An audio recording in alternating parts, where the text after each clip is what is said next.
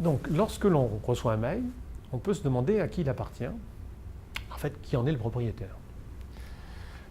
Pour répondre à la question, il faut d'abord avoir à l'esprit qu'un mail, c'est exactement comme une lettre sur support papier. Bon. Si je reçois une lettre sur support papier, j'aurais tendance à considérer qu'elle m'appartient. Bon. Alors qu'en réalité, il faut distinguer deux hypothèses. Le support lui-même, c'est-à-dire l'objet courrier, c'est un meuble. Et en fait de meuble, il y a un adage du droit qui dit en fait de meuble, possession vos titres, ce qui est une expression qui signifie tout simplement que lorsqu'on possède un objet mobilier, on est présumé en être le propriétaire.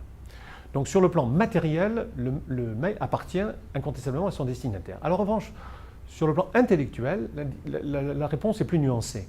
Si le mail se limite à faire une description ou à être simplement informatif, il n'a aucune originalité, il ne laisse place à aucune protection intellectuelle, et à ce moment-là, il appartient à son destinataire.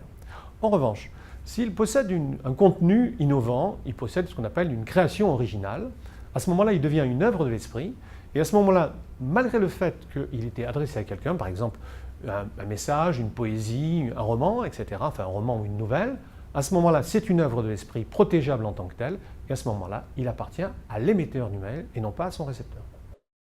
Tout ce que j'écris dans ma boîte professionnelle appartient à l'entreprise parce que je l'engage.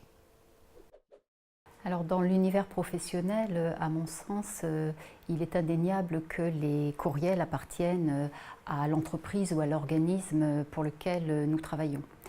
On peut effectivement noter qu'il existe une relative tolérance sur l'usage à titre privé de la messagerie professionnelle, un peu comme c'est le cas pour le téléphone.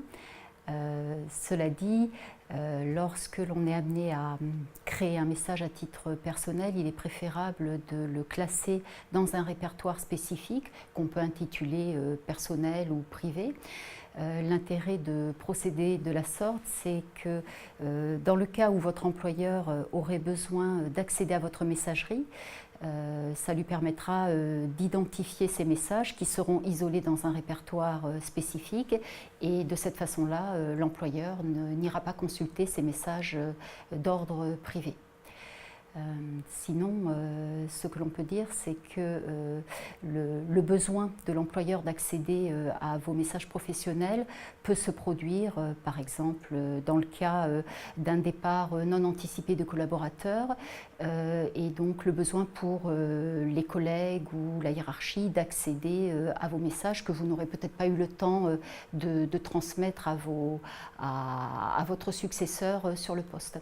Pour conclure, je dirais que le courriel, comme tout document de travail, est un document d'archive qui appartient au patrimoine documentaire de l'entreprise et non pas aux collaborateurs à titre individuel.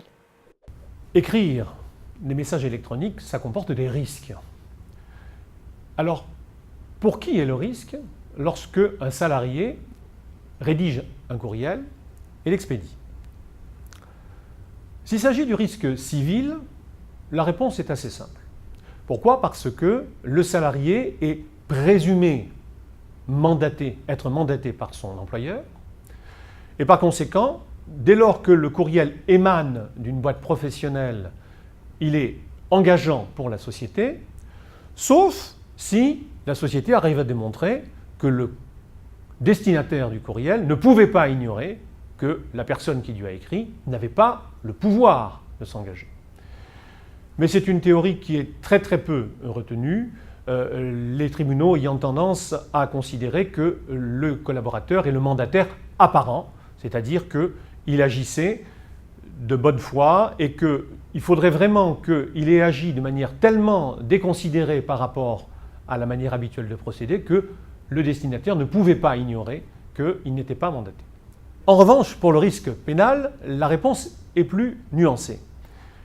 Si on considère le fait que le courriel a été rédigé sur le lieu de travail avec les outils fournis par l'employeur, alors là, l'employeur sera civilement responsable parce que les tribunaux considèrent que dès lors que ce sont les outils de travail qui ont été utilisés, que les choses se sont faites sur le lieu de travail, à ce moment-là, l'employeur doit répondre des dommages causés par ses salariés. En revanche, sur le plan pénal, la réponse est différente parce que, effectivement, un salarié qui, par exemple, ferait une contrefaçon d'un morceau de musique ou téléchargerait des fichiers illégaux. À ce moment-là, le salarié pourrait être poursuivi à titre individuel et l'employeur ne le serait pas, sauf une hypothèse que je n'ai jamais vue vérifiée, mais qui techniquement parlant et juridiquement parlant est possible, c'est celle qui consisterait à poursuivre l'employeur sur le terrain de la complicité, c'est-à-dire celui qui a fourni les moyens pour commettre l'infraction. Un mail reçu est aussi un objet à risque.